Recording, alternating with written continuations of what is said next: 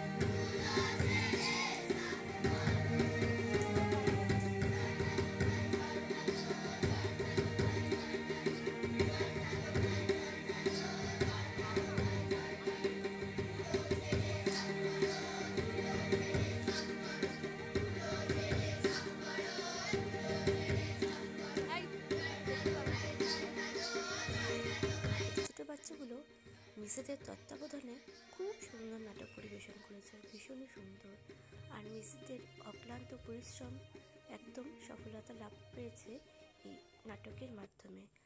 আমার তো ভীষণ আনন্দ লেগেছে। তোমাদের কেমন লাগলো আজকের ভিডিওটা অবশ্যই কিন্তু কমেন্টে লিখে জানিও।